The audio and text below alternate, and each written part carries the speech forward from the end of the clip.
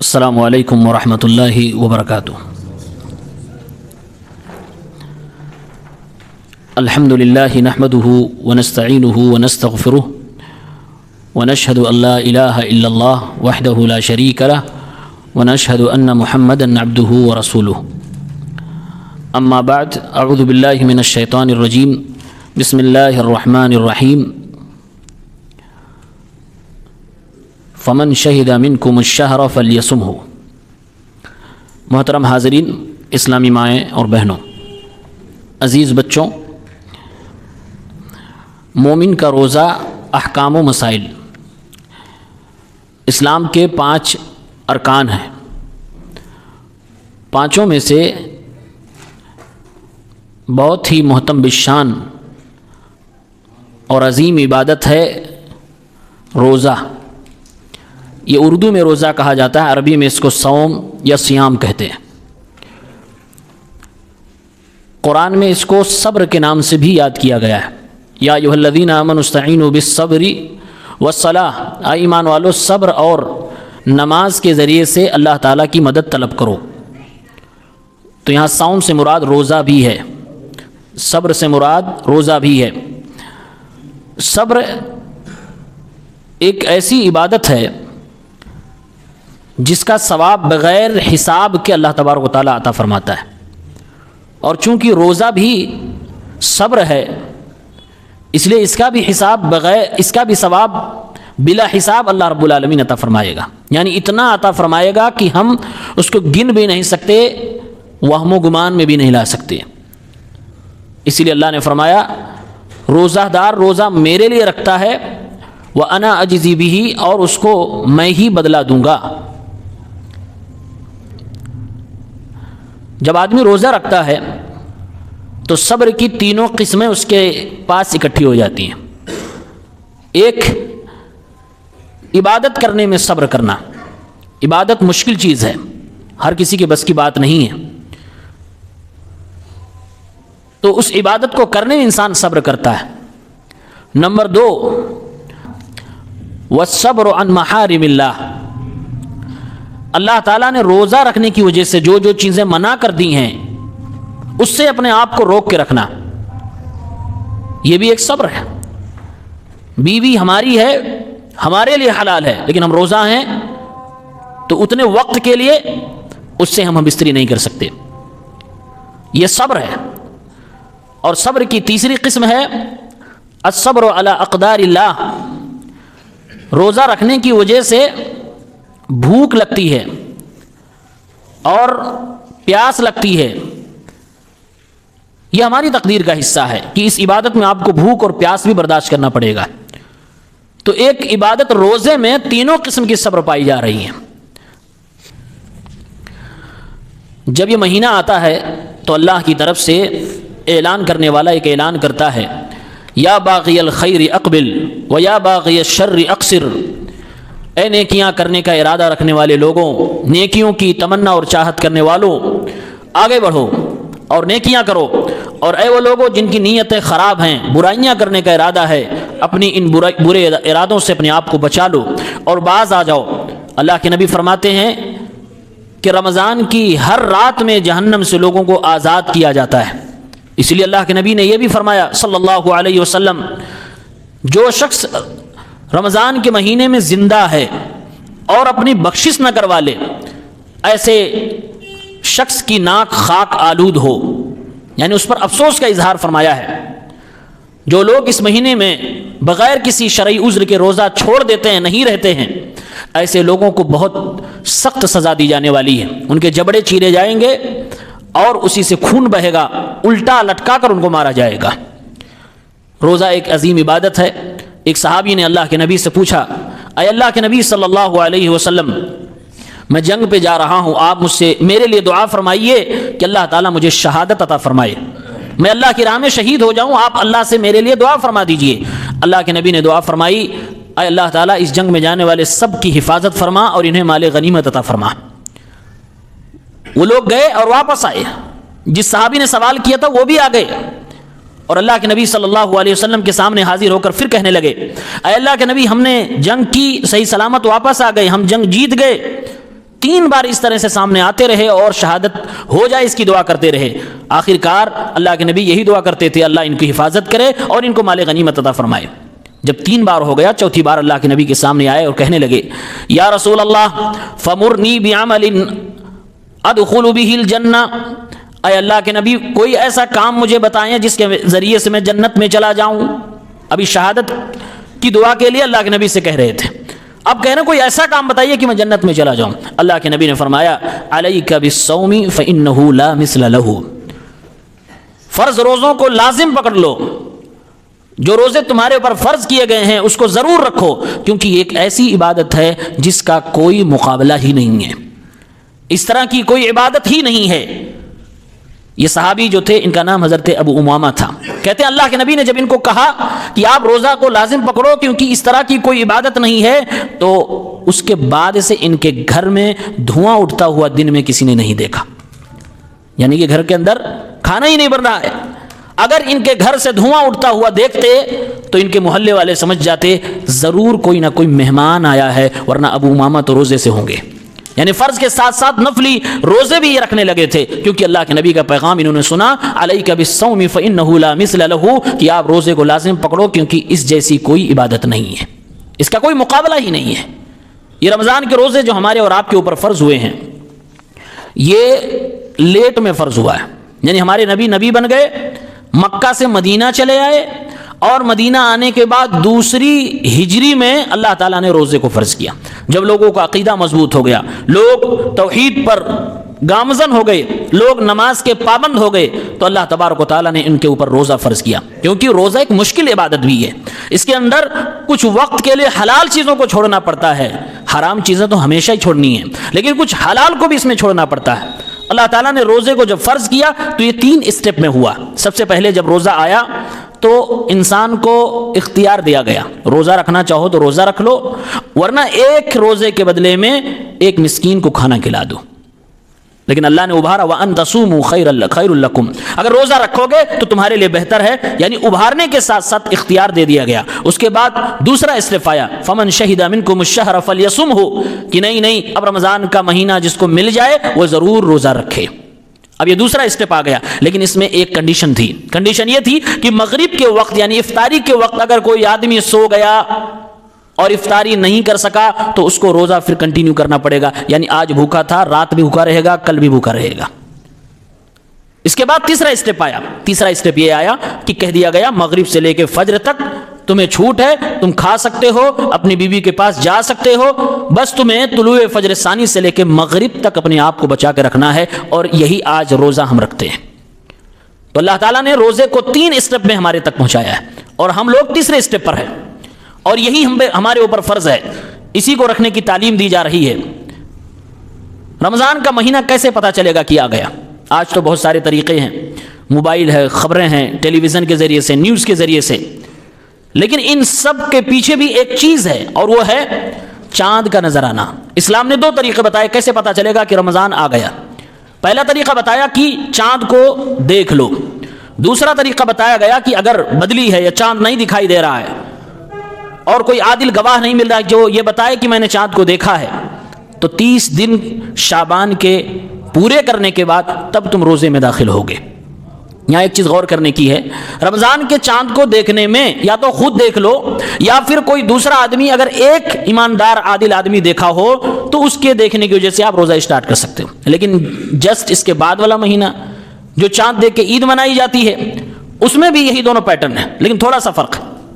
اس میں کہا گیا کہ آدمی خود یا تو دیکھ لے یا پھر جس نے دیکھا ہو اس کی گواہی پر عید منا لے.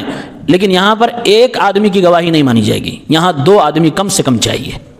یہاں 2 آدمی کم سے کم چاہیے، تب ان کی گواہی کے مطابق عید منائی جائے گی اور شوال کے چاند کو مانا جائے گا. اور اگر چاند نہ نظر آئے تو پھر یہاں بھی اسی طرح سے ہے کہ رمضان 30 مکمل کرنے کے بعد رکھ لیے جائیں. اسی طرح سے دوسرا مسئلہ ہے، بہت سارے لوگ دنیا میں آج ایسے بھی ہیں جو کہتے ہیں کہ مکہ میں اگر چاند نکل گیا تو پوری دنیا کے مسلمانوں کو اسی کے حساب سے اسی دن روزہ رکھ لینا چاہیے، جبکہ دلائل کے اعتبار سے یہ صحیح بات نہیں ہے. ہر جگہ کا مطلع الگ الگ ہے.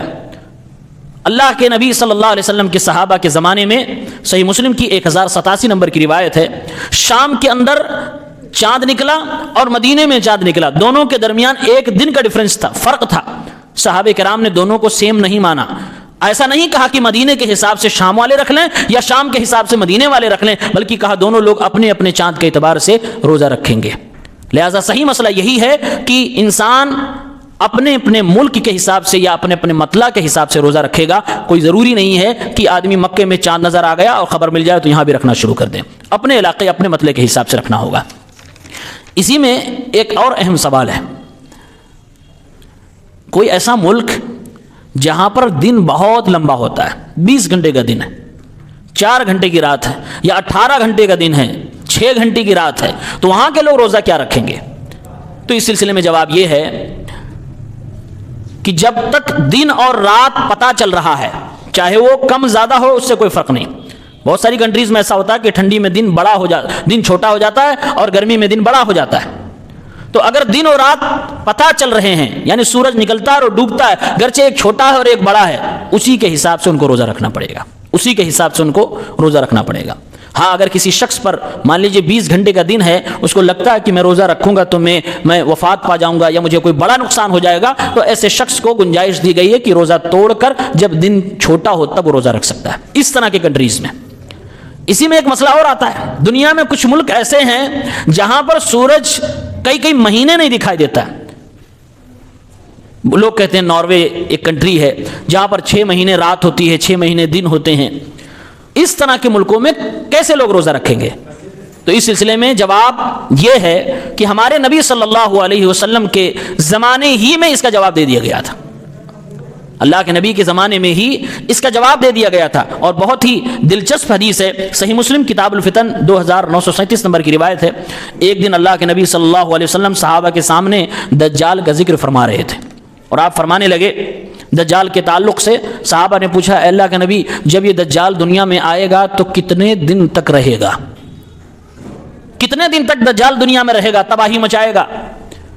آپ صلی اللہ علیہ وسلم نے فرمایا 40 یوما، 40 دن تک دجال اس دنیا کے اندر ہوگا. 40 دن میں پوری دنیا کا وہ چکر لگا لے گا، پوری دنیا گھوم لے گا، اور آخر میں جا کے مکہ اور مدینہ کے شہر کے باہر وہ پھنس جائے گا. وہاں فرشتے اس کو روکیں گے.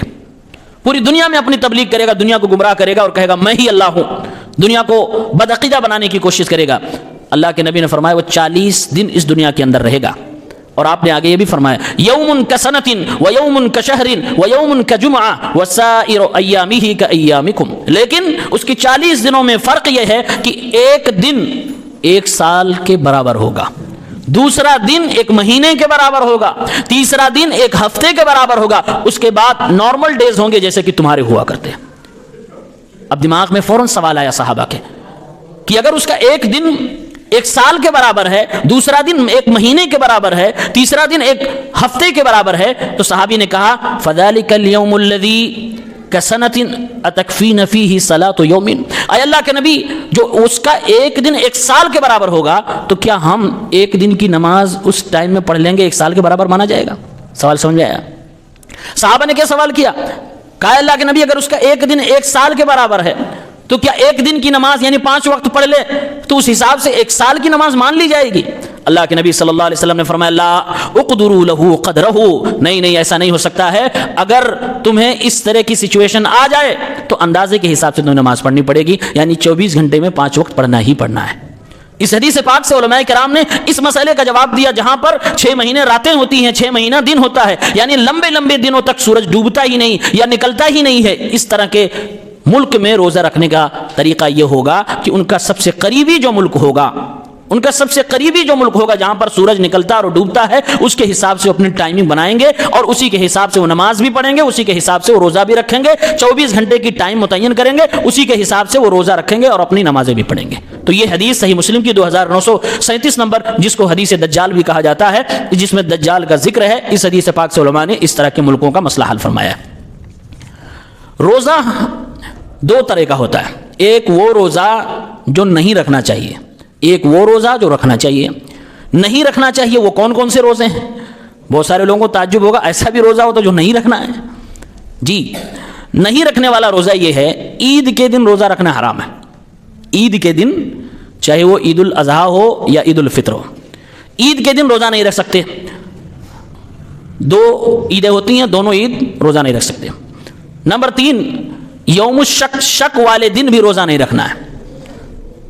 نمبر 4، قربانی کی عید 4 دن ہوتی ہے، اس کے بعد لاسٹ کے جو 3 دن ہیں جس کو ایام تشریق کہتے ہیں، اس میں بھی روزہ نہیں رکھنا ہے، اس میں بھی منع کیا گیا۔ اسی طریقے سے لگاتار نہیں روزہ رکھنا کہ آج بھی نفلی روزے کی بات چل رہی ہے، رمضان کے علاوہ لگاتار آج روزہ ہے، کل بھی روزہ ہے، پرسوں بھی روزہ، نفلی روزہ، صوم وصال جس کو کہتے ہیں، کنٹینیو روزہ رکھے جا رہا آدمی، اور وہ کوئی ایسا روزہ بھی نہیں جو نبی نے فرمایا کہ یہ روزہ رکھو۔ نفلی روزہ اپنی مرضی سے لگاتار نہیں رکھنا ہے، بلکہ اللہ کے نبی نے تعلیم دی ایک دن رکھو ایک دن چھوڑو، ایک دن رکھو ایک دن چھوڑو، جس کو روزہ رکھنے کا شوق ہے۔ اسی طریقے سے یہ مہینہ جو شعبان کا چل رہا ہے، آدھا مہینہ گزرنے کے بعد روزہ نہیں رکھنا ہے۔ ہاں وہ آدمی رکھ سکتا ہے جو پرانے مہینوں میں، اس سے پہلے کے مہینوں میں اپنی عادت کے حساب سے ایام بیز رکھتا تھا یا ہر ہفتے کے سوموار اور جمعرات کو رکھتا تھا تو وہ رکھ سکتا ہے، لیکن جو آدمی سال بھر کوئی نفلی روزہ نہیں، بس شعبان کا مہینہ آیا تو 15 شعبان سے روزہ، اس کے بعد اور روزہ، اس کے بعد اور روزہ، تو اللہ کے نبی نے منع فرمایا۔ کچھ لوگ رمضان کو ویلکم کرنے کا روزہ رکھتے ہیں، یہ حرام ہے، یہ روزہ نہیں رکھنا ہے۔ اسی طریقے سے اسپیشل جمعہ کے دن روزہ نہیں رکھنا ہے، اسی طریقے سے خاص طور سے سنیچر کے دن روزہ نہیں رکھنا ہے۔ اور حاجی لوگ جب حج کرنے جاتے ہیں تو عرفہ کے دن، جس دن حاجی لوگ میدان عرفات میں ہوتے ہیں، حاجی لوگوں کے لیے روزہ رکھنا جائز نہیں ہے۔ باقی دنیا والوں کے لیے جو حج پہ نہیں گیا ہے ان کے لیے روزہ رکھنا وہاں پر سنت ہے، لیکن حج کرنے والے حاجی کے لیے عرفہ کے دن روزہ نہیں رکھنا ہے۔ تو یہ وہ روزے ہیں جو نہیں رکھنا ہے۔ جو روزے رکھنے ہیں وہ کون کون سے ہیں آپ کے سامنے ہے۔ سب سے زیادہ ضروری جو رکھنا ہے وہ رمضان کا روزہ ہے۔ اسی طریقے سے کفارے کا روزہ ہے، قسم کھا لیا کسی نے یا کوئی ایسا گناہ کیا جس پر شریعت نے کفارہ بتایا ہے تو کفارے کا روزہ اس کے اوپر ضروری ہے۔ کسی نے منت مان رکھی ہے، نظر مان رکھی ہے تو نظر کا روزہ اس کے اوپر ضروری ہے۔ اسی طریقے سے عرفہ کے دن ایک روزہ رکھنا ہے، سوموار اور جمعرات کو روزہ رکھنا سنت ہے۔ رمضان کے بعد والا مہینہ، عید کے بعد 6 روزے شوال کے مہینے میں رکھنا سنت ہے۔ ہر مہینے میں بیچ میں ایام بیز کے روزے رکھنا سنت ہے۔ اسی طریقے سے عید الاضحیٰ جو قربانی والی عید ہوتی ہے تو چاند نکلنے سے لے کے عید تک 9 دن کے روزے رکھنا بھی جائز ہے اور سنت ہے۔ محرم کے 2 روزے رکھنا سنت ہے۔ شعبان کے مہینے میں یہ 15 سے پہلے، آدھے مہینے سے پہلے زیادہ سے زیادہ روزہ رکھنا کوئی چاہے تو رکھ سکتا ہے، ہمارے نبی صلی اللہ علیہ وسلم رہتے تھے۔ محرم کے مہینے میں زیادہ سے زیادہ کوئی روزہ رکھنا چاہے تو رکھ سکتا ہے، ہمارے نبی رہتے تھے۔ اسی طرح سے صوم داؤدی، ایک دن روزہ رکھے، دوسرا دن چھوڑ کے تیسرے دن رکھے، چوتھا دن چھوڑ کے 5ویں دن رکھے، یہ عام نفلی روزوں کے بارے میں حدیثوں کے اندر وارد ہے۔ یہ میں نے آپ کے سامنے خلاصہ رکھا کہ کون کون سے روزے رکھنے ہیں، کون کون سے روزے نہیں رکھنے ہیں۔ روزہ رکھنے کی کیا کنڈیشن کیا ہے، شرطیں کیا ہیں۔ تو جیسے رمضان کا مہینہ آ رہا ہے، کس کس پر روزہ رکھنا ہے، تو جس کے اوپر روزہ فرض ہے اس کے اندر یہ 5-6 چیزیں ہوں گی۔ نمبر 1، وہ آدمی مسلمان ہوگا، ظاہر سی بات ہے۔ نمبر 2، وہ بالغ ہونا چاہیے۔ نمبر 3، اس کا دماغ ٹھیک ہونا چاہیے، یعنی پاگل نہ ہو۔ نمبر 4، اس کو روزہ رکھنے کی طاقت ہو، روزہ رکھنے کی طاقت ہو، ابھی اس کی ڈیٹیل آئے گی۔ نمبر 5، وہ اپنے گھر پہ موجود ہو، کیونکہ مسافر کے لیے چھوٹ ہے، بعد میں اس کو رکھا جا سکتا ہے۔ نمبر 6، اگر وہ عورت ہے تو اس کو ناپاکی کے خون نہ آتے ہو۔ تو یہ 6 چیزیں ہیں اس کے اوپر فرض ہوگا۔ روزے کے اندر 2 چیزیں بہت اہم ہیں جس کو کہتے ہیں روزے کے ارکان۔ اس میں سب سے پہلی چیز ہے نیت۔ نیت کیا ہے؟ سب سے پہلے یہ تو ہو کہ عبادت ہے اللہ کے لیے ہوگی، اس میں نہ کسی کو دکھانا ہے اور نہ کوئی ریاکاری ہے، نہ یہ سوچنا ہے کہ دنیا کیا کہے گی، نہ یہ سوچنا ہے کہ لوگ کیا، گھر والے باہر والے، کوئی نہیں، بس اللہ تبارک و تعالیٰ کے لیے روزہ رکھنا ہے۔ اور روزے کے لیے اسپیشلی نیت ہے، ہر عبادت کے لیے نیت ضروری ہے۔ انما الاعمال بالنیات۔ رمضان کے فرض روزے کی نیت آپ کب کریں گے؟ فجر کی اذان سے پہلے۔ فجر کی اذان کے بعد اگر کوئی نیت کرتا ہے تو اس کا روزہ نہیں مانا جائے گا۔ فرض روزے کے لیے ضروری ہے کہ اس کی نیت فجر سے پہلے ہو۔ نفلی روزوں میں یہ اجازت ہے کہ دن میں بھی کر سکتا ہے، لیکن فرض روزوں میں ضروری ہے کہ اس کی نیت فجر سے پہلے کی نیت ہو، اسی ٹائم اس نے سوچ لیا کہ ہاں آج میں روزہ رکھوں گا۔ لیکن تنبیہ نیت کرنے کے لیے جو یہ آپ کو پڑھایا جاتا ہے بصوم غد نویت، تو یہ اللہ کے نبی کے الفاظ نہیں ہیں، یہ بنایا ہوا لفظ ہے، یہ بنائی ہوئی دعا ہے، اس لیے علماء نے اس کو بدعت کہا ہے۔ یہ نیت کیسے ہوتی ہے؟ آپ سحری میں اٹھیں اور آپ نے سحری کھائی ہے، کیوں کھائی ہے؟ روزہ رکھنے کے لیے، وہی آپ کی نیت، آپ کے دل میں نیت، دل کے ارادے کا نام ہے۔ یہاں پر زبان سے بولنا اور لوگوں کو بلوانا بصوم غد نویت، تو یہ بدعت، یہ غلط، تو یہ واضح ہونا چاہیے۔ دوسری چیز جو بہت ضروری ہے وہ یہ کہ اسلام نے جو جو چیزیں منع کر دی ہیں کہ روزے کی حالت میں آپ کو یہ نہیں کرنا ہے، ان چیزوں سے آپ کو بچ کے رہنا ہے، اور خاص اس کا دھیان رکھنا ہے۔ یہ دماغ میں نہ ہو کہ بس کھانا پینا چھوڑ دیا، بیوی کے پاس جانا چھوڑ دیا، اب کچھ بھی کرتے رہیں کوئی دقت نہیں ہے۔ نہیں، اسلام نے جن جن چیزوں سے روک دیا ہے ان چیزوں کو چھوڑ دینا ہے، یہ انتہائی زیادہ ضروری ہے روزے کے دنوں میں۔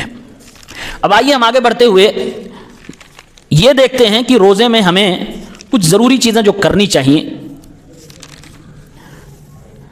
روزے میں ہمیں اور آپ کو سحری ضرور کرنی چاہیے، یہ نہیں میں کہہ رہا ہوں کہ جو سحری نہیں کرے گا اس کا روزہ نہیں مانا جائے گا، مانا جائے گا، لیکن بہت بڑی سنت سے وہ محروم ہے۔ علماء نے اس کو سنت مؤکدہ کہا ہے۔ اللہ کے نبی صلی اللہ علیہ وسلم سحری کیا کرتے تھے، بلکہ ہمارے نبی صلی اللہ علیہ وسلم نے یہاں تک تاکید فرمائی ہے کہ اگر تمہارے پاس کچھ بھی کھانے کو نہیں ہے، اٹھ کے ایک کلّا پانی ہی پی لو لیکن سحری کرو۔ اور آپ نے فرمایا سحری کیا کرو، سحری کرنے میں برکت ہے، اور فرمایا یہود و نصارہ نہیں کرتے ہیں، دوسرے مذہب کے لوگ جب وہ روزہ رکھتے ہیں، عیسائی کرسچن یہودی نہیں کرتے ہیں، ہماری امت کے لوگوں کو کرنا چاہیے۔ سحری کے کھانے میں برکت رکھی گئی ہے۔ آج لوگوں کو برکت کے نام پر کچھ بھی کھلا دیا جا رہا ہے، یہ برکت ہے، یہاں پر یہ مل رہا، دوڑے بھاگ۔ اللہ کے نبی فرما رہے ہیں سحری کے کھانے میں برکت ہے، تو برکت کے کھانے کو کیوں چھوڑنا؟ یہاں تک آپ نے فرمایا کچھ نہیں اگر ہے تو اٹھو اور ایک کلّا پانی ہی پی لو، اس نیت سے کہ میں سحری کر رہا ہوں، تاکہ سنت کا ثواب مل جائے، آپ کو برکت حاصل ہو جائے۔ تو سحری ضرور کرنی چاہیے۔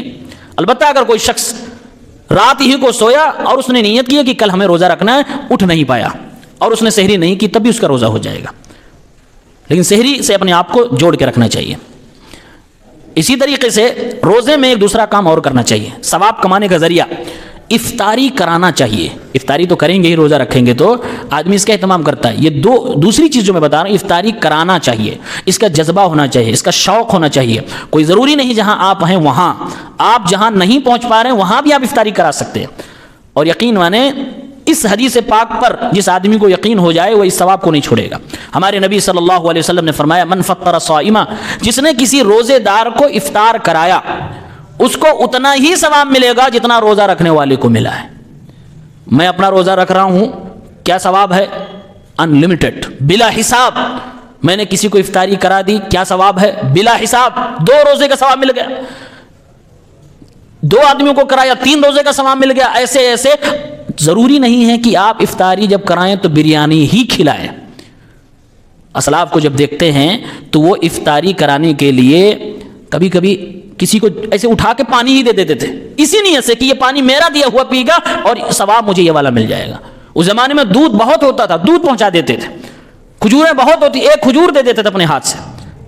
آج بھی جہاں 2 4 6 10 لوگ اچھے لوگ بیٹھ کے جو افطاری کرتے ہیں اور یہ حدیث معلوم ہوتی ہے تو وہ اپنے ہاتھ کا کھجور کبھی کبھی آگے دائیں بائیں والے کو بڑھاتے ہیں، دل میں یہ نیت ہے کہ یہ والا ثواب مل جائے۔ کتنا آسان ہے یہ ثواب کمانا۔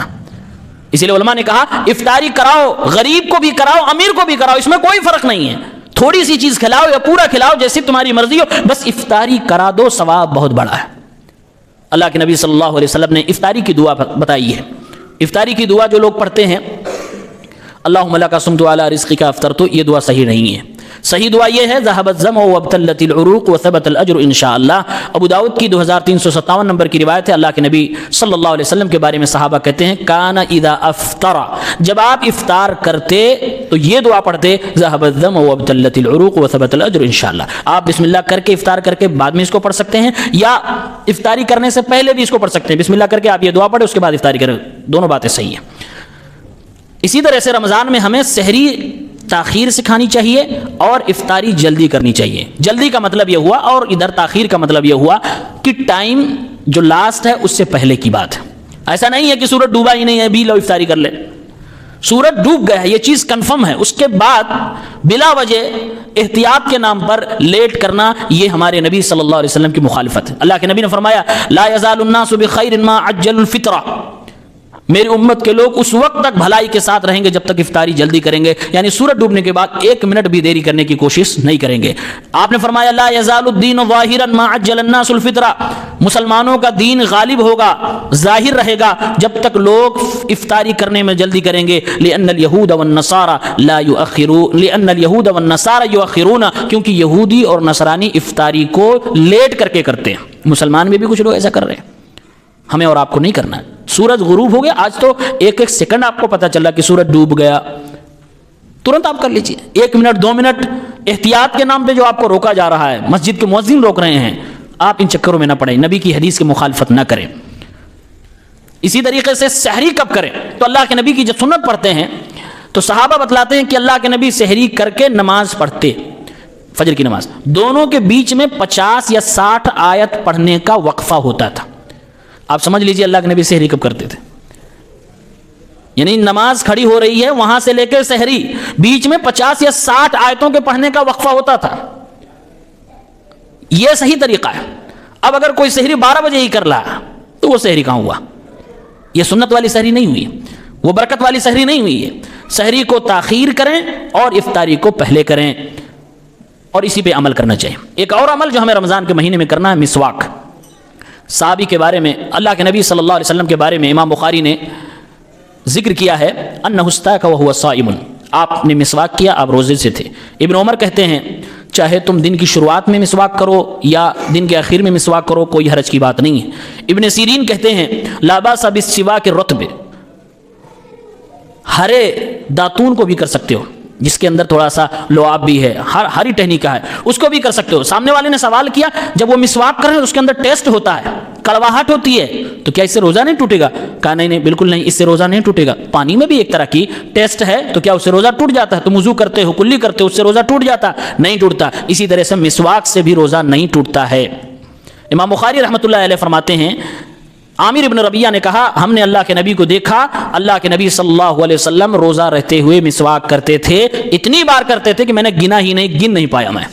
اس کا مطلب یہ ہے کہ رمضان میں مسواک بھی کرنا چاہیے، یہ بھی ہمارے نبی صلی اللہ علیہ وسلم کی سنت ہے۔ کوئی دماغ میں یہ نہ لائے کہ مسواک میں ٹیسٹ ہوتا ہے، کڑوا لگتا ہے، ایسا ہوتا ہے تو اس سے جو ہے روزہ خراب، کچھ نہیں ہوگا، اللہ کے نبی صلی اللہ علیہ وسلم کی سنت ہے۔ ایک اور سنت ہمارے نبی صلی اللہ علیہ وسلم کی، رمضان میں لوگ بھوکے ہوتے ہیں، پیاسے ہوتے ہیں، اس لیے زیادہ چڑچڑے بھی ہو جاتے ہیں، جہاں نہیں لڑنا ہے وہاں بھی لڑ جاتے ہیں، جہاں نہیں بولنا ہے وہاں بھی بولنے لگتے ہیں۔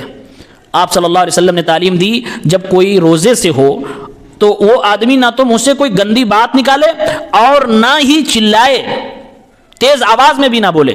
فَإِن صَابَّهُ أَحَدٌ، سامنے والا اگر گالی بھی دے رہا ہو یا برا بھلا کہہ رہا ہو، او قاتلہ، یا لڑنے کے لیے آیا ہو، بس اتنا کہہ دے انی امرؤ صائم، میں روزے سے ہوں۔ یعنی ہر چیز کا جواب کیا ہے؟ میں روزے سے ہوں۔ نہ تو چیخ سکتے ہیں، نہ گندی بات بول سکتے ہیں، نہ تو گالی کا جواب گالی سے دینا ہے، اور نہ ہی اس سے لڑائی کرنا ہے کہ لاؤ بس فرصت میں ہو، موقع ہے، لڑ ہی لیتا ہوں۔ یہ آداب ہے۔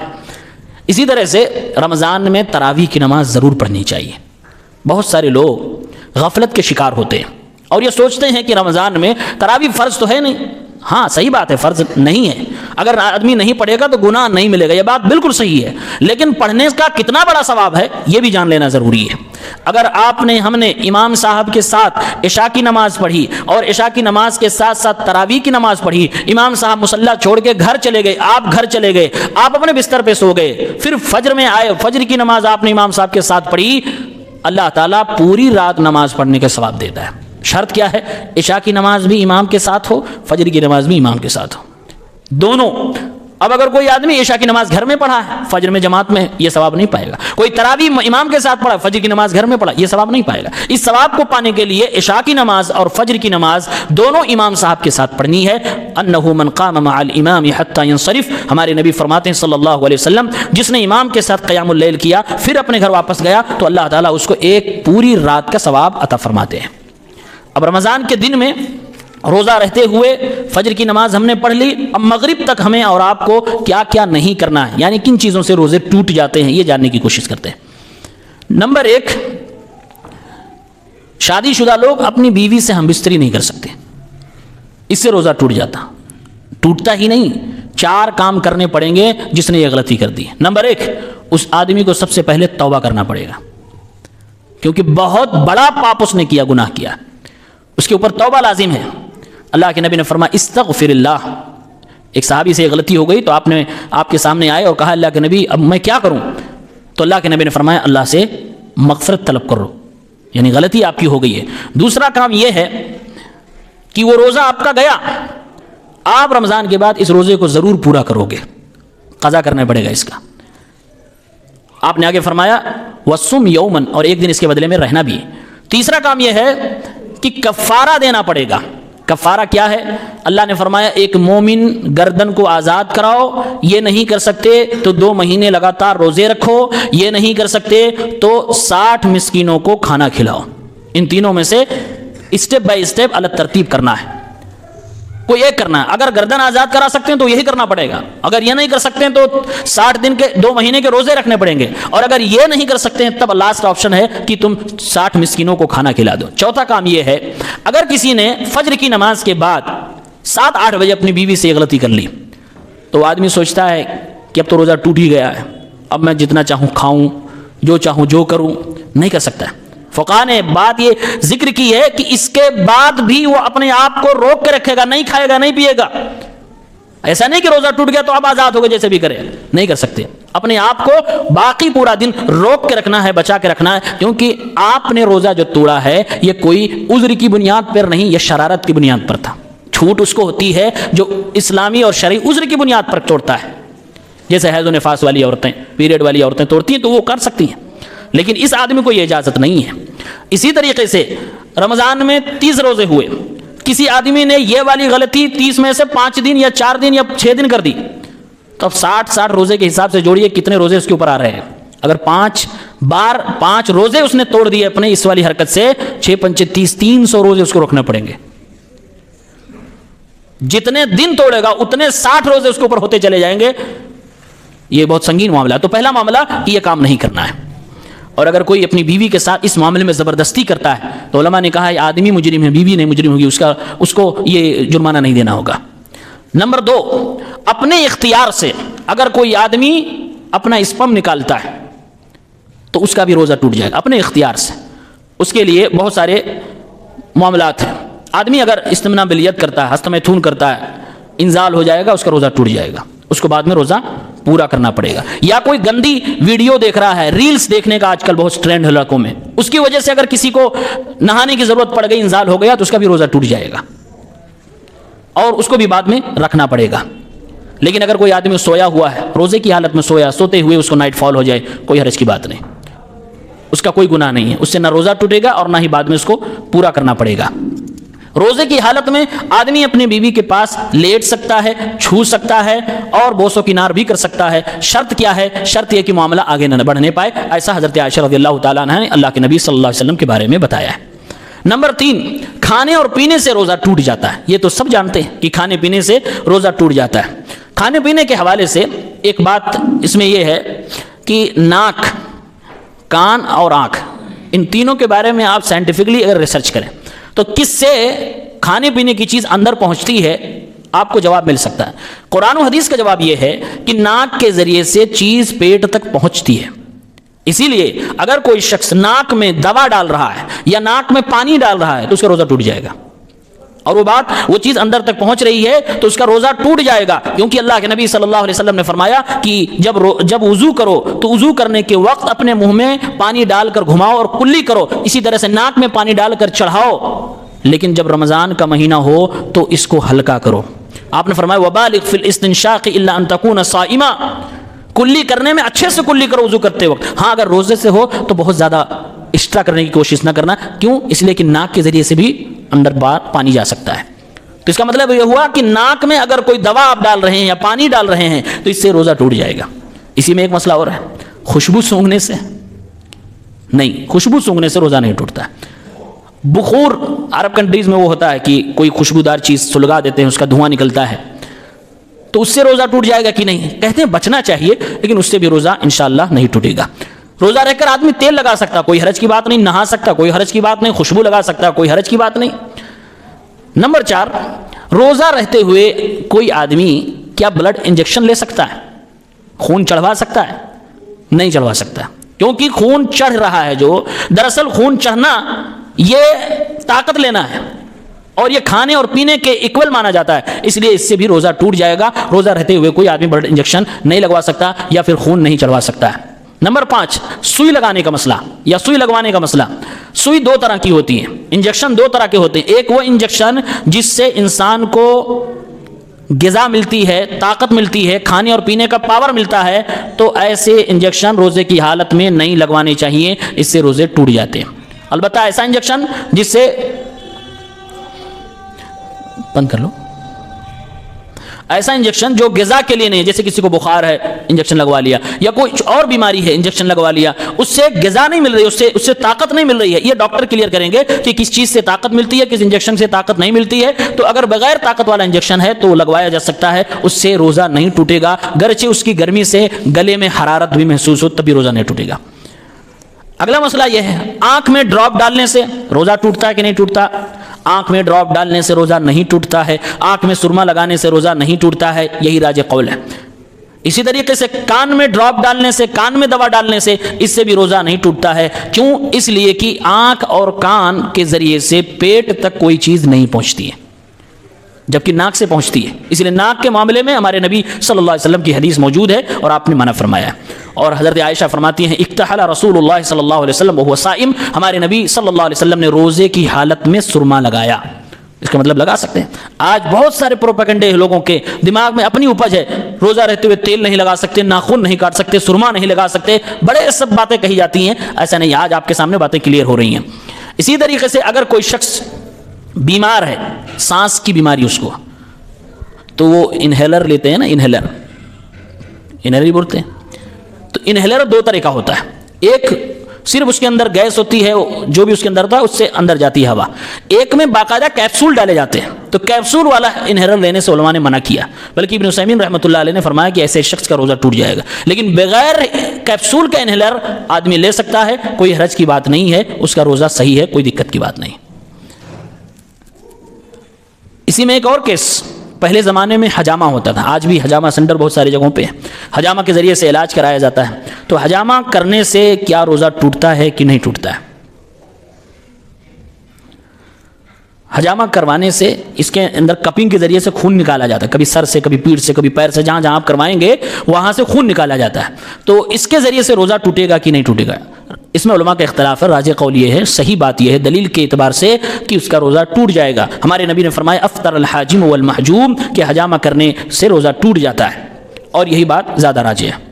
اسی طریقے سے ایک اور علاج ہے جس میں نس کے ذریعے سے خون نکالا جاتا ہے، حجامہ اور اس میں تھوڑا سا ڈفرنس ہے، اس میں کپنگ کے ذریعے سے خون نکالا جاتا ہے حجامہ میں، لیکن ایک پرانا علاج ہے، پرانے زمانے میں ہوتا تھا کہ نس کہیں سے کاٹ دیتے تھے، خاص طور سے ہاتھ سے یا پیر سے، نس کاٹ کر اور خون اچھا خاصا ایک مقدار میں نکالتے تھے اور اس کے ذریعے سے کچھ علاج کرتے تھے۔ آج کے زمانے میں وہ کاٹتے نہیں، انجیکشن کے ذریعے سے اچھا خاصا وہ خون جو ان کو کوانٹٹی چاہیے اتنا نکال لیتے ہیں ہاتھ یا پیر سے، اس کے ذریعے سے بھی علاج لوگ کرتے تھے۔ اس سے روزہ ٹوٹتا ہے کہ نہیں ٹوٹتا ہے؟ تو اس کے ذریعے سے بھی روزہ ٹوٹ جاتا ہے، یعنی حجامہ کپنگ کے ذریعے سے ہو یا انجیکشن کے ذریعے سے خون نکالا جا رہا ہو، دونوں سے روزہ ٹوٹ جاتا ہے۔ اسی لیے ایک بات اور سمجھ میں آئی، جو لوگ بلڈ ڈونیشن کرتے ہیں، جیسے کوئی بیمار ہے اس کو خون کی ضرورت ہے، 10 لوگ ہیں تو آپ کو بلایا گیا کہ آپ جو ہے خون دے دیجئے۔ اگر آپ کے علاوہ بھی لوگ ہیں جو خون دے سکتے ہیں، آپ ہی اکیلے نہیں ہو، اور خون تھوڑا لیٹ کرنے میں یعنی مغرب کے بعد دینے میں کوئی حرج کی بات نہیں ہے، تو آپ یہاں خون ڈونیٹ نہیں کر سکتے، یعنی کہ وہاں خون نکلوا کر اس کو نہیں دے سکتے کہ آپ کو روزہ توڑنا پڑے، آپ یہاں روزہ نہیں توڑ سکتے۔ لیکن اگر ایسی کنڈیشن بن جائے کہ آدمی کو ابھی خون چاہیے، کوئی دوسرا آپشن بھی نہیں ہے، ہم ہی کو دینا ہے، اور ہم اگر روزہ نہ توڑیں تو خون دے بھی نہیں پائیں گے، ڈاکٹر ہمیں ایسا کہہ رہا ہے، تو ڈاکٹر کے مشورے کے بعد اس مجبوری کی حالت میں آدمی اپنا روزہ توڑ کے بلڈ ڈونیٹ کر سکتا ہے کسی کی جان بچانے کے لیے، اور اپنا روزہ بعد میں پورا کر لے گا۔ ایک مسئلہ اور ہے، نکسیر پھوٹتی ہے، ناک سے بلڈ آتا ہے کبھی کبھی، اسی طرح سے کبھی کبھی بلغم سے بلڈ آتا ہے۔ تو نکسیر یعنی ناک سے بلڈ آنے پر، بلغم سے بلڈ آنے پر، پائلس ہونے پر، اس سے جو بلڈ پخانے کے راستے سے آتا ہے، دانت اکھڑوایا کسی نے اس سے بلڈ آ گیا، یا کہیں پھوڑا پھنسی تھا اس سے ڈاکٹر سے چیرا پھاڑا کروایا اس سے بلڈ آ گیا، یا انجیکشن لگوایا اس سے بلڈ آ گیا، ان تمام چیزوں سے روزہ نہیں ٹوٹتا ہے۔ اسی میں ایک اور چیز کلیئر کر دوں، روزہ رہتے ہوئے کوئی آدمی اگر بیمار ہو گیا، بخار ہو گیا، اس کو بلڈ ٹیسٹ کرانا ہے، خون جانچ کرانا ہے، تو اس میں تھوڑا سا خون لیا جاتا ہے، معمولی مقدار ہے، علماء کرام نے کہا اتنے سے خون نکالنے سے روزہ نہیں ٹوٹے گا، یعنی بلڈ ٹیسٹ کرانے کے لیے جو خون آپ نکلوا رہے ہیں اس سے روزہ نہیں ٹوٹے گا، اس سے بدن پر کوئی اثر نہیں پڑتا ہے۔ نمبر 7، الٹی کرنے سے یا ہونے سے روزہ ٹوٹتا کہ نہیں ٹوٹتا؟ تو الٹی دو طرح کی ہے، ایک جان بوجھ کر کوشش کر کے، اور ایک ہے آٹومیٹک۔ اگر جان بوجھ کے آدمی الٹی کر رہا ہے تو اس کا روزہ ٹوٹ جائے گا، اور اگر خود بخود ہو رہا، اس کی کوئی اس میں چاہت اور کوشش نہیں ہے، کوشش جیسے منہ میں ہاتھ ڈال کے آدمی جان بوجھ کے الٹی کر رہا ہے تب تو روزہ ٹوٹ جائے، لیکن اگر کوئی کوشش نہیں ہے، آٹومیٹک ہو رہا ہے تو اس سے روزہ نہیں ٹوٹے گا۔ ہمارے نبی صلی اللہ علیہ وسلم نے فرمایا من ذرأہ القیء فلا قضاء علیہ، جس کو خود بخود الٹی ہو جائے اس پر کوئی قضا نہیں ہے، یعنی روزہ اس کا نہیں ٹوٹے گا۔ ومن استقاء فعلیہ القضاء، اور جو جان بوجھ کر کوشش کر کے الٹی کرے تو اس کے اوپر قضا ہے، یعنی اس کا روزہ ٹوٹ جائے گا۔ اسی میں ایک اور مسئلہ ہے، جب کبھی آدمی اوور ایٹنگ کر لیتا ہے، زیادہ کھا لیا سحری میں، اب وہ سویا ہے صبح، تو عام طور سے آدمی کو بہت اکلائی آتی ہے۔ کبھی کبھی کیا ہوتا ہے کہ کھانا حلق سے ایک دو دانہ چاول نکل جاتا ہے، یہ عام طور سے اس کے ساتھ ہوتا ہے جو زیادہ کھاتا ہے۔ ہاں اتنا نہیں کھانا چاہیے، لیکن اگر کوئی کھایا ہے اور اس کے ساتھ ایسا ہو جائے تو کیا کرنا چاہیے؟ اس سے روزہ ٹوٹے گا کہ نہیں ٹوٹے گا؟ اس کو عربی میں القلس بولتے ہیں، انگلش میں شاید ریکریوٹنگ ایسا کچھ کہتے ہیں اس کو۔ تو اگر جان بوجھ کر کسی کا نکلا باہر، اب اس نے دیکھا موقع ہے، لاؤ کھا لے تو اس کو واپس، تو اس کا روزہ ٹوٹ جائے گا۔ انجوائے نہیں کرنا ہے، اس سے مزہ نہیں لینا ہے، اور پہلی بات وہ گندی چیز ہے۔ لیکن اگر یہ جان بوجھ کر نکلا، ایک دو دانہ نکلا اور آٹومیٹک اندر بھی چلا جاتا، عام طور سے اس میں انسان کا اختیار نہیں ہوتا ہے، نکلا اور خود اندر بھی چلا گیا، جب تک آپ سنبھلیں گے تب تک وہ اندر چلا جائے گا، تو اس سے روزے پہ کوئی فرق نہیں پڑے گا انشاءاللہ الرحمن۔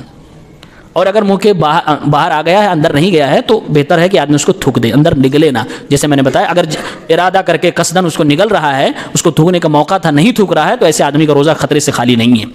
نمبر 8، یہ اسپیشل عورتوں کے لیے ہے، جن عورتوں کو ناپاکی کے خون آتے ہیں، چاہے وہ مہینے کے خون ہوں، یا بچے کی ولادت کے بعد نفاس کے خون ہوں، یا پھر کسی خاص سچویشن میں ابارشن کرانے کے بعد کے خون ہو، اس طرح کے خون کے وجہ سے عورت روزہ نہیں رکھ سکتی ہے، اس پر حرام ہے روزہ رکھنا۔ بلکہ عورتوں کو اس معاملے میں یہ نہیں سوچنا چاہیے کہ اللہ تعالیٰ نے ہم کو اس طرح کی چیزیں دے کر ہمیں روزے سے محروم کر دیا۔ اس کی عبادت یہی ہے کہ وہ روزہ نہ رکھے، اور روزہ نہیں رکھ رہی ہے تو اس لیے کہ اللہ تعالیٰ نے منع فرمایا ہے، اس کو اس پہ ثواب ملے گا، اور بعد میں وہ پورا کرے گی تو اللہ تعالیٰ انشاءاللہ اس کو وہی ثواب دیں گے جو روزہ رکھنے سے رمضان کے مہینے میں ثواب ملتا ہے۔ تو اس میں بہت زیادہ سوچنے کی، پریشان ہونے کی بات نہیں ہے۔ حضرت عائشہ رضی اللہ تعالیٰ عنہ فرماتی ہیں، ہم اللہ کے نبی صلی اللہ علیہ وسلم کے زمانے میں جب پیریڈ سے ہوا کرتی تھی تو ہمیں حکم دیا جاتا تھا کہ بعد میں اپنے روزے تم پورے کر لینا، لیکن نماز کو پورا کرنے کا حکم نہیں دیا جاتا تھا۔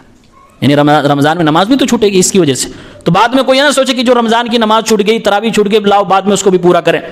بہت سارے لوگوں کے یہاں قضاء عمری کا کانسیپٹ ہے، بالکل غلط۔ اگر وہ ہوتا تو یہاں یہ بھی ہوتا کہ ہاں چھوٹ گیا تھا بعد میں پورا کر لیا۔ حضرت عائشہ کہتی ہیں اللہ کے نبی صلی اللہ علیہ وسلم صرف روزہ بعد میں پورا کرنے کا حکم دیتے تھے، آپ نماز کو پورا کرنے کا حکم نہیں دیتے تھے۔ نمبر 9، اور یہ بہت ڈینجر چیز ہے، اگر کوئی آدمی کچھ نہیں کھایا، نہ کچھ پیا نہ کھایا، اس نے کہا میں روزہ اب توڑ رہا ہوں اور میں توڑ دیتا ہوں، نیت کر لیا کہ میں نے روزہ توڑ دیا، کچھ نہیں کھایا، اب بھی اس کا روزہ ٹوٹ جائے گا۔ اس نے نیت پکی کر لی کہ میں روزہ توڑ دوں تو اس کا روزہ ٹوٹ جائے گا، کیونکہ روزے کی بنیاد نیت پر ہے۔ آپ نے نیت ہی توڑ دی تو آپ کا روزہ کہاں رہا؟ اس میں ایک کنڈیشن ہے، کوئی آدمی ایسا بولے، کوئی خاص اس کو ڈش پسند ہو اور اپنے گھر سے وہ روزہ ہے، سحری کھایا ہوا ہے اور سحری سے پہلے اس نے جو ہے نیت بھی کر رکھی ہے، لیکن کہہ رہا ہے کہ اگر مجھے یہ میری پسندیدہ ڈش مل گئی تو میں روزہ توڑ دوں گا۔ ڈھونڈ رہا ہے، لیکن کہا اس کی نیت کیا ہے؟ ایسے ہی ہے، معلق نیت ہے، لٹکی ہوئی ہینگنگ نیت اس کی ہے، سوچ رہا ہے، کہہ رہا اگر یہ والی ڈش ملی، یہ والا ہمارا مشروب ملا تو میں روزہ توڑ دوں گا، اور ڈھونڈ رہا ہے، نہیں ملا اس کو، تو کیا اس کا روزہ ٹوٹا کہ نہیں ٹوٹا؟ نہیں ٹوٹے گا، اللہ تعالیٰ کی رحمت ہے۔ لیکن اس طرح آدمی کو اپنے روزے سے کھیلنا نہیں چاہیے، اس میں بڑے خطرات ہیں۔ بہرحال علماء نے یہ بات کہی ہے، اگر کوئی ایسا کہے کہ مجھے اگر پانی مل گیا تو میں پی لوں گا اور نہیں ملا تو میرا روزہ ہے، اور وہ ڈھونڈا نہیں پایا پانی، تو اس کا روزہ مانا جائے گا، اس کا روزہ نہیں ٹوٹے گا۔ ابن عثیمین رحمۃ اللہ علیہ کا یہ فتویٰ ہے۔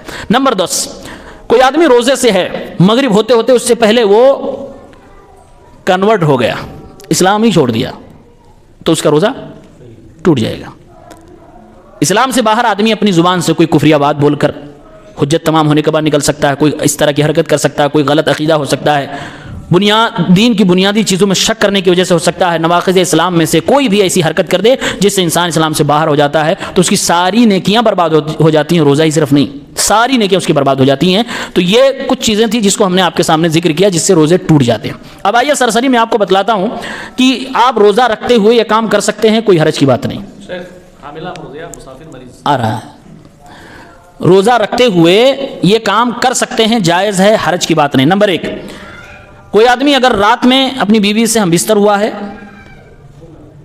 فجر کے ٹائم وہ نہیں نہا پایا، غسل نہیں کر پایا کسی وجہ سے، ورنہ کر کے نماز جماعت کے ساتھ پڑھنی چاہیے، نہیں کر پایا اور فجر کی نماز جماعت ختم ہو گئی، وہ صبح 8 بجے اٹھا، اب وہ سوچے میں تو نہا نہیں پایا تو ناپاک ہو کر کیسے روزہ رہوں اور روزہ توڑ دیتا ہوں، نہیں، یہ جائز ہے۔ وہ آدمی ناپاکی کی حالت میں بھی روزے میں داخل ہو سکتا ہے، ہاں نماز نہیں پڑھی ہے اس کا گناہ اس کو ملے گا، لیکن روزہ وہ رکھ سکتا ہے، روزہ اس کا خراب نہیں ہوگا۔ اسی طریقے سے کوئی عورت مہینے کے خون سے گزر رہی تھی، رات ہی میں اس کا خون بند ہو گیا، اس کو پتہ چل گیا کہ اب یہ ختم ہو گیا، لیکن نہا نہیں پائی، فجر کا وقت ہو گیا، سحری کھا لیا، فجر کا وقت نہانے کا موقع نہیں ملا اور وہ صبح تک یا دوپہر تک نکل گئی، تو نہ نہانے کی وجہ سے روزہ نہیں چھوڑے گی، اس کا روزہ مانا جائے گا، بس وہ پاک ہو گئی، اس کو یقین ہو گیا۔ نمبر 3، روزے کی حالت میں جب آپ وضو کریں گے تو کلی کر سکتے ہیں، ناک میں پانی بھی چڑھا سکتے ہیں، لیکن زیادہ نہیں کرنا ہے جیسے عام دنوں میں کرتے ہیں، ہمارے نبی نے منع فرمایا۔ نارملی بھی اگر آپ چاہیں تو کلی کر سکتے ہیں، شرط یہ ہے کہ دل میں بےمانی نہ ہو کہ میں پانی ایسے پیتا ہوں کہ اللہ ہی نہیں جانتا۔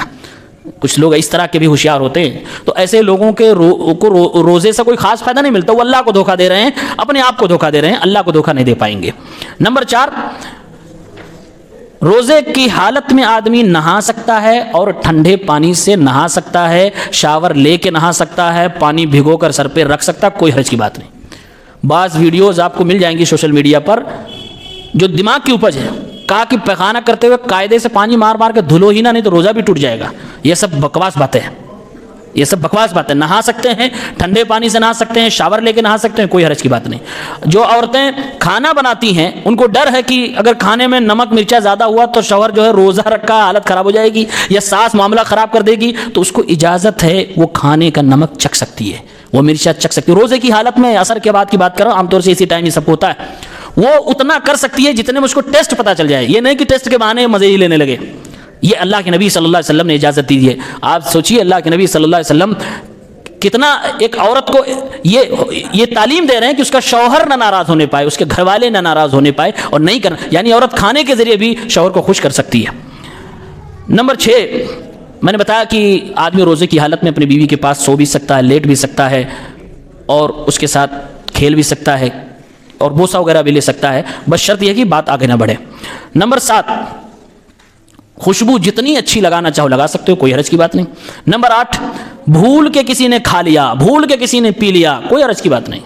اللہ کے نبی صلی اللہ علیہ وسلم نے بتایا کہ اگر کوئی آدمی واقعی بھول کے، ایک ہوتا ہے سچ میں بھولا، ایک ہوتا ہے کہ مجھے یاد ہی نہیں کرنا کہ میں بھولا ہوں، تو یاد ہے اس کو، بھولا نہیں ہے وہ، تو سچ میں اگر کسی نے بھول کے کھا لیا ہے تو ایسا شخص روزہ اپنا نہ توڑے، اس کا روزہ مانا جائے گا۔ اللہ کے نبی نے فرمایا کہ تمہیں اللہ نے کھلایا ہے، لہٰذا اس کا حساب نہیں ہوگا، تمہارا روزہ مانا جائے گا۔ بغیر کنٹرول کے، بغیر اختیار کے آدمی کے ساتھ کچھ ہو جائے، جیسے کہ میں نے مثال دی کہ گلے کے اندر سے وہ 1-2 دانے کھانے کے باہر آ جائیں پھر اندر چلے جائیں، تو اس سے بھی روزہ نہیں ٹوٹے گا۔ بغیر پاور، بغیر غذا والی انجیکشن لگا سکتے ہیں، کوئی حرج کی بات نہیں۔ بلڈ ٹیسٹ کے لیے خون نکلوا سکتے ہیں، کوئی حرج کی بات نہیں۔ دانت صاف کر سکتے ہیں آپ پیسٹ سے بھی اور پاؤڈر سے بھی، جیسے آج کل پیسٹ چلتا ہے۔ مسواک کی بات میں نے آپ کے سامنے رکھ دی، یہ بھی بتا دیا کہ مسواک میں ٹیسٹ ہوتا ہے، بلکہ جو تازہ مسواک ہوگا بعض ٹوتھ پیسٹ سے زیادہ اس کے اندر ٹیسٹ آتا ہے، تو اس لیے علماء نے فتویٰ دیا ہے کہ جو موجودہ زمانے میں پیسٹ چلتا ہے منجن کرنے کا، برش کرنے کا، تو آپ اس کو بھی کر سکتے ہو، روزہ نہیں ٹوٹے گا۔ بس اتنا ہی دھیان رکھنا، ایمانداری ہونی چاہیے کہ اس کو نگلنا نہیں ہے، بچا کر رکھنا ہے، بچا کر رکھنا ہے، احتیاط۔ اور زبان پہ سائنس تو کہہ رہے زبان پہ اب کچھ بھی رکھو اس کا سگنل پہنچ جاتا ہے، لیکن اس سے کوئی حرج کی بات نہیں، اس سے روزہ نہیں ٹوٹتا ہے۔ اسی طریقے سے اگر کوئی شخص روزہ رہتے ہوئے سویا ہے، احتلام ہو جائے، نائٹ فال ہو جائے، کوئی حرج کی بات نہیں۔ سر میں، پورے بدن میں تیل لگانا چاہیں، کوئی دقت کی بات نہیں۔ آنکھ میں ڈراپ ڈالنا چاہیں، سرما لگانا چاہیں، کوئی حرج کی بات نہیں۔ کان میں ڈراپ ڈالنا چاہیں، ہو جائے گا۔ انہیلر بغیر کیپسول والا لگانا چاہیں، اس سے استعمال کرنا چاہیں، روزہ نہیں ٹوٹے گا۔ دانت اکھڑوانے کی ضرورت ہے تو دانت اکھڑوا سکتے ہیں، گرچہ خون تھوڑا بہت نکل جائے، اس سے روزہ نہیں ٹوٹے گا۔ اور اسی طرح سے ناک سے یا بلغم سے یا پائلس کسی کو ہے، اس کے ذریعے سے بلڈ آ جائیں تو اس سے روزہ نہیں ٹوٹے گا۔ اور پھوڑا پھنسی کا علاج کرواتے کٹواتے ہوئے اس کو چیر فار کروانے میں خون نکلا ہے اس سے بھی روزہ نہیں ٹوٹے گا. یہ تقریباً 20 چیزیں میں نے بتائیں جس سے روزہ نہیں ٹوٹتا ہے. یہ ہمیں اور آپ کو جاننا چاہیے. اب کچھ ضروری مسئلے کہ کن لوگوں کو روزے معاف ہیں, یعنی چھوٹ ہے. معاف کا مطلب یہ ہے کہ اس مہینے میں نہیں رکھنا, بعد میں تمہیں کچھ کرنا پڑے گا. تو اس میں پہلا شخص مریض آتا ہے. پہلا شخص مریض ہے. بیمار دو طرح کے ہوتے ہیں. ایک وہ بیمار جس کی بیماری لمیٹڈ ٹائم کے لیے ہے, سردی زکام بخار یا اور کوئی پریشانی ہو سکتی ہے, 1 مہینہ 2 مہینے کے بعد عام طور سے آدمی ٹھیک ہو جاتا ہے. تو اگر بیماری ایسی ہے جس میں شفا کی امید ہے کہ اب یہ ٹھیک ہو جائے گا انشاءاللہ, 15 دن 10 دن, یہ سب ایکسپیرینس کی بنیاد پر ڈاکٹر کے تجربے سے بات معلوم ہو جاتی ہے, تو ایسا شخص کیا کرے گا؟ تو ایسے شخص کو اللہ تعالیٰ نے قرآن کریم میں خود کہا ہے وَمَنْ كَانَ مَرِيضًا, جو بیمار ہے تو وہ روزہ چھوڑ دے, فَعِدَّةٌ مِّنْ أَيَّامٍ أُخَرَ, بعد میں اس کو پورا کرنا ہوگا. اس بیماری کے وقت میں روزہ چھوڑ دے, بعد میں اس کو پورا کر لینا ہوگا, قضا کرنا پڑے گا. دوسرا بیمار وہ شخص جس کو ایسی بیماری ہے جس سے شفا عام طور سے نہیں ملتی ہے, جیسے لا علاج بیماریاں ہو گئی ہیں. اسی میں بڑھاپا بھی ہے, جل بڑھاپا, وہ اپنے آپ میں ایک بیماری ہے. جس بیماری میں آدمی بھوکا نہیں رہ سکتا ہے, پیاسا نہیں رہ سکتا ہے, تو یہ بیمار جس کو دائمی بیماری ہو یا بہت سخت بڑھاپا ہو, تو ایسے شخص کو بھی روزہ توڑنے کی اجازت ہے, وہ روزہ نہ رکھے. لیکن کیا کرے گا؟ بعد میں اس کو روزہ پورا نہیں کرنا ہے, اس کو ہر روزے کے بدلے میں ایک مسکین کو کھانا کھلانا ہے. اللہ نے الذین یطیقونہ فدیۃ طعام مسکین, جو اس کی طاقت نہ رکھتے ہوں وہ ایک مسکین کا کھانا کھلا دیں. تو اس سے مراد یہ لوگ ہیں, ایسی بیماری مبتلا شخص جس کا علاج نہیں ہو پا رہا ہے, دائمی ہے, سال کے سال بیماری رہتی ہے, سال کے سال آدمی کو جھیلنا ہے, یا پھر کوئی ایسا بوڑھا شخص ہے جو بڑھاپے کی وجہ سے اس بیمار کی طرح ہو گیا جو لا علاج بیماری ہوتی ہے, تو اس شخص کے لیے یہی مسئلہ ہے. ابن عباس رضی اللہ تعالی عنہما کا یہ فتویٰ بھی ہے, الشیخ الکبیر والمرأۃ الکبیرہ, بوڑھا آدمی بوڑھی عورت, لا یستطیعان ان یصوما, یہ روزہ رکھنے کی طاقت نہیں رکھتے, فیطعمان مکان کل یوم مسکینا, تو یہ ہر روزے کے بدلے میں ایک مسکین کو کھانا کھلا دیں گے. یعنی 30 دن کا روزہ ہے تو 30 مسکینوں کو کھانا کھلا دیں. کھانا اگر کھلانا آسان ہو تو زیادہ بہتر ہے, ورنہ اس کے بدلے میں اناج دینا چاہیں تو اناج بھی دے سکتے ہیں جس میں ایک وقت کا کھانا ہو جائے. انس بن مالک رضی اللہ تعالیٰ عنہ صحابی ہیں, جب یہ بوڑھے ہو گئے, ایک لمبی عمر اللہ تعالیٰ نے ان کو عطا فرمائی تھی, تو انہوں نے 1 سال یا 2 سال کے روزے نہیں رکھے, اور ہر روزے کے بدلے میں انہوں نے مسکینوں کو کھانا کھلایا تھا. کھانے میں انہوں نے روٹی اور گوشت دیا تھا. یہ صحیح بخاری کے اندر موجود ہے. نمبر 3, جس آدمی کو روزہ میں رخصت ادا کی گئی ہے وہ ہے مسافر شخص. ایسا مسافر کہ سفر کی حالت میں 4 رکعت والی نماز 2 رکعت ہو جاتی ہے, تو جس شخص کو نماز میں 4 کے بجائے 2 ہو جا رہی ہے, ایسے ہی شخص کو اجازت ہے کہ سفر میں وہ روزہ چھوڑنا چاہے تو چھوڑ دے, اگر رکھنا چاہے تو رکھ سکتا ہے, اس کا روزہ مانا جائے گا. لیکن آپ پوچھو گے قرآن و حدیث اور دلیل کی بنیاد پر بیسٹ کیا ہے, چھوڑ دوں کہ رکھ لوں؟ تو بیسٹ یہ ہے کہ چھوڑ دو. سفر میں جس میں قصر کرنا ہے, روزہ چھوڑنا افضل ہے, بعد میں اس کو پورا کرنا ہوگا. ابو داؤد کی ایک روایت میں اللہ کے نبی صلی اللہ علیہ وسلم نے یہاں تک ارشاد فرمایا کہ روزے کی حالت میں جب مشقت اور پریشانی والا بھی سفر ہو, پھر بھی آدمی کہہ رہا ہے میں رکھ لوں گا, تو اللہ کے نبی نے فرمایا یہ کوئی نیکی نہیں ہے, یعنی توڑ دینا چاہیے. تو سفر کی حالت میں روزہ رکھنا بھی جائز ہے, توڑنا چاہے تو کوئی توڑ بھی سکتا ہے, بہتر یہ ہے کہ وہ توڑ دے, اسی میں زیادہ اس کی بھلائی ہے, اور سنت کے موافق یہی بات ہے. نمبر 4, حیض اور ڈلیوری کے بعد کے خون والی عورتیں, اس کے بارے میں بات ہو چکی ہے کہ یہ روزہ اپنا توڑ دیں گی, ان کا روزہ مانا ہی نہیں جائے گا اگر یہ رکھیں, بعد میں ان کو پورا کرنا پڑے گا. اب نمبر 5 باری آتی ہے پریگننٹ عورتیں اور بچوں کو فیڈنگ کرانے والی عورتیں, یعنی حمل والی عورت اور یا بچوں کو جو دودھ پلا رہی ہے وہ عورت. ایسی عورت کیا کرے گی؟ تو اس سلسلے میں سب سے پہلا کام یہ ہوگا کہ ان دونوں عورتوں کی ہسٹری معلوم کی جائے گی, کنڈیشن معلوم کی جائے. کنڈیشن کیا ہے کہ کیا روزہ رکھنے سے ان کو پرابلم ہے, ان کو یا ان کے بچے کو پرابلم ہے. دیکھیے, حمل والی عورت وہ ہے جس کے پیٹ میں بچہ ہے, دودھ پلانے والی وہ عورت ہے جس کے گود میں بچہ ہے. تو پہلے معلوم کیا جائے گا کہ اس سے دقت ان کو یا ان کے بچے کو ہے کہ نہیں ہے. کون بتائے گا؟ یہ ایماندار مسلمان ڈاکٹر بتائے گا کہ کنڈیشن کیا ہے, روزہ رکھنے سے دودھ کم ہو جائے گا, بچے کا حق مارا جائے گا, یا پیٹ میں جو بچہ ہے اس کی گروتھ صحیح سے نہیں ہو پائے گی, یا عورت کا جسم اس سے بگڑ سکتا ہے, صحت خراب ہو سکتی ہے. وہ ایماندار ڈاکٹر بتا سکتا ہے, وہ بتا دے. یا پھر تجربے سے عورت خود معلوم کر لے, جیسے ایک دن روزہ رکھا, اب اس کو لگا کہ بڑی کمزوری ہو رہی ہے, بڑی ویکنیس ہو رہی ہے, چاہے وہ حاملہ ہو یا دودھ پلانے والی ہو, یا پھر تجربے کار عورتیں اس کو بتا دیں. بہرحال ہر عورت کا اس میں معاملہ الگ الگ ہوتا ہے, اس کی باڈی الگ ہوتی ہے, اس کی طاقت الگ ہوتی ہے, تو ہر عورت کی کیس کو الگ سے اسٹڈی کیا جائے گا. بہتر ہے ڈاکٹر سے, ایماندار مسلمان ڈاکٹر سے مشورہ کرنا. اگر اس کو روزہ رکھنے میں کوئی مشکل نہیں, نہ اس کے بچے کو کوئی پریشانی ہے, تو ایسی عورت کو روزہ رکھنا پڑے گا. روزہ وہ نہیں چھوڑ سکتی. شرط کیا ہے کہ نہ اس کو کوئی پریشانی ہو رہی ہے نہ اس کے بچے کو پریشانی ہو رہی ہے. بتائے گا کون؟ ڈاکٹر بتا رہا ہے. لیکن عام طور سے پریشانی ہو جاتی ہے. جو سائنس اور ڈاکٹر بتلا رہے ہیں, جو تجربہ بتا رہے ہیں, عام طور سے یا تو بچے کو دقت ہوگی یا تو بچے کی ماں کو دقت ہوگی, چاہے وہ حمل والی ہو یا دودھ پلانے والی ہو. تو ایسی صورت میں کیا کرنا ہے؟ ایسی صورت میں صحابہ کرام کے فتوے موجود ہیں, تابعین میں سے بعض تابعین کے فتوے موجود ہیں. کیا کہ وہ عورت اپنا روزہ چھوڑ دے گی. یہ دماغ میں رکھیں, مشکل ہو رہی ہے اس کو روزہ رکھنا, پریشانی ہے. پریشانی یا تو بچے کو ہو یا تو ماں کو یا دونوں کو ہو سکتی ہے. پریشانی ہے تو کیا کرنا ہے؟ روزہ وہ توڑ دے گی, نہیں رکھے گی. بعد میں اس کو پورا کرنا ہے کہ نہیں کرنا ہے, اس سلسلے میں علماء کا بہت سخت اختلاف ہے. لیکن دلائل کے اعتبار سے تمام دلیلوں کو دیکھنے کے بعد, پڑھنے کے بعد اس نتیجے پہ میں پہنچا ہوں کہ ایسی عورت کو ہر روزے کے بدلے میں ایک مسکین کو کھانا کھلانا ہے, روزہ پورا نہیں کرنا ہے. دلیل کیا ہے؟ دلیل اس میں عبداللہ ابن عباس رضی اللہ تعالی عنہما کا فتویٰ ہے. وہ کہتے ہیں اذا خافت الحامل علی نفسها, اگر پریگننٹ عورت اپنے جسم, اپنی صحت کے بارے میں ڈر محسوس کر رہی ہے, اس کو خوف ہے, یا ڈاکٹر نے بتایا, والمرضع علی ولدها, یا دودھ پلانے والی عورت کو اپنے بچے کے بارے میں ڈر ہے, فی رمضان, رمضان کے مہینے میں, یفطرانی, تو یہ دونوں کی دونوں عورتیں اپنے روزے توڑ دیں گی, ویطعمان مکان کل یوم مسکینا, اور ہر روزے کے بدلے میں ایک مسکین کو کھانا کھلائیں گی. یہ صحیح سند کے ساتھ موجود ہے. اسی طرح سے حضرت عبداللہ ابن عمر, حضرت عمر کے بیٹے, ان کی ایک بیٹی تھی, انہوں نے پوچھا, وہ غالباً پریگننٹ تھی, تو انہوں نے پوچھا پریشانی, کہاں پریشانی ہے, تو انہوں نے یہی فتویٰ دیا, کہا کہ تم اپنا روزہ توڑ دو اور بعد میں جتنے روزے توڑو گی ہر روزے کے بدلے میں تم کو ایک مسکین کو کھانا کھلا دینا ہے. یہی دلیل کے موافق زیادہ بات ہے, اور یہی حضرت سعید ابن جبیر سے منقول ہے, اور یہی ابو زرع رازی رحمہ اللہ سے منقول ہے. علماء کرام جو علماء اہل حدیث ہیں, دلائل کے اعتبار سے یہی فتویٰ زیادہ راجح ہے. شیخ البانی کا بھی یہی فتویٰ ہے. نمبر 6, کس کو روزہ توڑنے کی رخصت ہے, اجازت ہے؟ کوئی ایسا آدمی, یہ ہندوستانی مسلمانوں کو بھی جان لینا ضروری ہے, ایسا آدمی یا ایسی عورت جس کو زبردستی روزہ توڑوایا جا رہا. ہندوستان کے ماحول میں کبھی بھی کسی کے ساتھ برا ہو سکتا ہے, اللہ تعالیٰ سب کی حفاظت کرے. زبردستی روزہ اگر توڑوایا جا رہا ہے, زبردستی منہ کے اندر ٹھوسا جا رہا ہے, کبھی بھی موب لنچنگ کے زمانے میں ایسا ممکن ہے, اللہ بچائے ہم سب کو.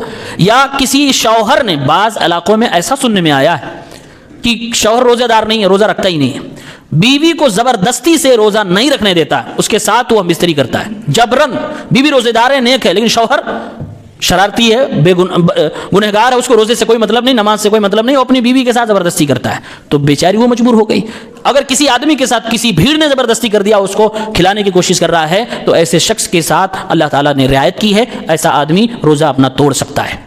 یعنی کہ اس کے ساتھ زبردستی کی جا رہی ہے, ظاہر سی بات روزہ اس کا ٹوٹ جائے گا, چاہے وہ مرد ہو یا یہ والی عورت ہو. بعد میں کیا کرنا ہے؟ بعد میں اس کو کچھ نہیں کرنا ہے, نہ پورا کرنا ہے, نہ کسی کو کھانا کھلانا ہے. یہ معفو عنہ ہے, اللہ تعالیٰ اس کو معاف فرمائے گا. اللہ نے قرآن میں جب کفر کو معاف کر دیا ہے, اگر کسی کے ساتھ زبردستی کی جا رہی ہو تو یہ تو روزے کی بات ہے. اللہ نے قرآن میں سورہ نحل کی آیت نمبر 106 میں فرمایا, من کفر باللہ من بعد ایمانہ الا من اکرہ وقلبہ مطمئن بالایمان. جس کو زبردستی کی جا رہی ہو کفر کرنے کے لیے یا کفریہ جملے بولنے کے لیے, اور اس کا دل ایمان پہ ٹھہرا ہوا ہو, وہ جان بچانے کے لیے اگر بول دے, تو ایسے آدمی کو ہم معذور سمجھیں گے, معصوم سمجھیں گے, یہ گنہگار نہیں ہوگا. اللہ نے اس کو معاف کیا ہے, تو یہ روزہ بھی انشاءاللہ معاف ہوگا. ایسے شوہر جو اپنی بیویوں کے ساتھ زبردستی کرتے ہیں, ایسے لوگوں کو بچنا چاہیے. یہ سخت گنہگار ہوں گے, اپنے گناہ کا بھی بوجھ اٹھائیں گے, اپنی بیوی کے گناہ کا بھی بوجھ اٹھائیں گے, اور بیوی بالکل پاک صاف ہوگی, اللہ تعالیٰ اسے معاف فرمائیں گے. اسی لیے علماء کرام نے کہا ہے کہ اگر کوئی شخص اس طرح کی حرکت کر رہا ہے, اگر آپ کو جانکاری مل جائے تو اس کو سختی سے ڈانٹیں, اس کو منع کریں, گھر کے پریوار کے لوگ اس کو منع کریں اور ڈانٹیں. اگر ماں باپ کو پتہ چل جائے تو اپنی بیٹی کو مائکے بلا لیں, لیکن اس طرح کی حرکت نہ ہونے دیں. نمبر 7, اگر کوئی ایسا کیس آ جائے سامنے, کوئی آدمی مر رہا ہے, ڈوب رہا ہے, آگ لگ گئی اس کو, ہمارے علاوہ کوئی بچانے والا, ہم کہیں راستے میں جا رہے تھے بائک سے, ایک آدمی اور کوئی بائک سے تھا, ایکسیڈنٹ ہو گیا, اس کو وہاں بچانے والا میرے سوا کوئی نہیں ہے, اور میں اگر اس کو بچاؤں, اٹھاؤں, کندھے پہ اٹھاؤں, ہاسپٹل لے جاؤں وغیرہ وغیرہ, مجھے طاقت نہیں ہے. اگر میں پانی نہ پیوں, میں روزہ نہ توڑوں, یعنی کہ بغیر روزہ توڑے میں اس کی جان اگر نہیں بچا سکتا, تو ایسی سچویشن میں علماء کرام نے یہ فتویٰ دیا ہے کہ وہ اپنا روزہ توڑ دے, اس کی مدد کر دے, اس کی جان بچا لے, اور بعد میں اپنا روزہ پورا کر لے. کیونکہ کسی کی جان بچانا زیادہ بڑا کام ہے بنسبت روزے کے. بہرحال روزے سے بڑا کام ہے یہ.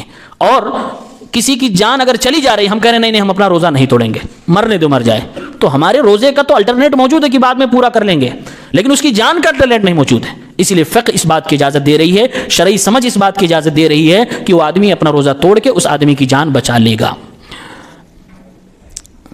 اس کے اندر وہ بھی بات داخل ہوگی جو میں نے ذکر کی تھی، بلڈ ڈونیشن والی بات۔ اگر یہ کنڈیشن بن رہی تو وہاں بھی بلڈ ڈونیشن کر سکتے ہیں۔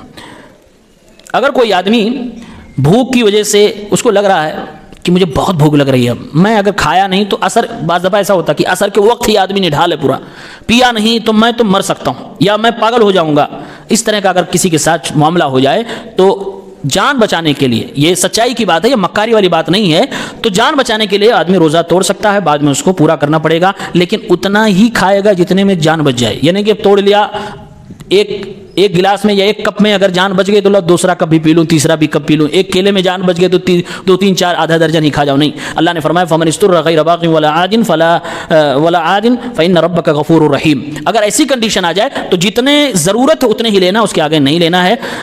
پہلے زمانے میں جب لوگ جہاد پہ جاتے تھے تو اللہ کے نبی صلی اللہ علیہ وسلم نے اجازت دی ہے، میدان جہاد میں اگر آدمی ہو تو وہاں روزہ توڑ سکتا ہے جنگ کرنے کے لیے، اور بعد میں اس کو روزہ پورا کرنا چاہے پورا کر سکتا ہے۔ یہ صحیح مسلم کی حدیث کے اندر موجود ہے۔ یہ مسائل ہیں ہمارے اور آپ کے سامنے کہ کس سے روزہ ٹوٹتا ہے، کس سے نہیں ٹوٹتا ہے، اور کون سے آدمی کو روزہ چھوڑنے کی رخصت ہے، بعد میں کون پورا کرے گا، کون نہیں پورا کرے گا، کیسے پورا کرنا ہوگا، یہ ساری چیزیں آپ کے سامنے رکھی گئی ہیں۔ باتیں اور بھی ساری ہیں لیکن انہی چند باتوں پر ہم اپنی بات ختم کرتے ہیں۔ اللہ تعالیٰ سے دعا کرتے ہیں اللہ رب العالمین ہم سب کو آنے والے مہینے کو کما حق اس کا حق دینے کی توفیق عنایت فرمائے۔ رب العالمین ہمیں ایمانداری سے اور اس مہینے کے ثواب کو حاصل کرنے کی نیت سے صحیح انداز میں ہمیں روزہ رکھنے کی توفیق دے۔ اللہ رب العالمین ہمیں ہر عبادت کو علم کے ساتھ انجام دینے کی توفیق عنایت فرمائے، تاکہ ہم عبادت بصیرت پر کریں، جان کر کریں، جو کریں وہ بالکل یقین کے ساتھ کریں، شک کی بنیاد پر نہ ہو۔ اللہ تعالیٰ ہمارے روزوں کو قبول فرمائے، اور ہم میں سے جو لوگ گزشتہ سال روزہ نہیں رکھے کسی بھی وجہ سے، اللہ تعالیٰ ان کی نیتوں کی اصلاح فرما دے، انہیں روزہ رکھنے کی توفیق عنایت فرما۔ رب العالمین جو لوگ معذور ہیں ان کو صحت و تندرستی عطا فرما، تاکہ اس مہینے کی برکتوں سے وہ لوگ بھی فیض یاب ہو سکے۔ آمین یا رب العالمین۔ وآخر دعوانا ان الحمد للہ رب العالمین۔ اگر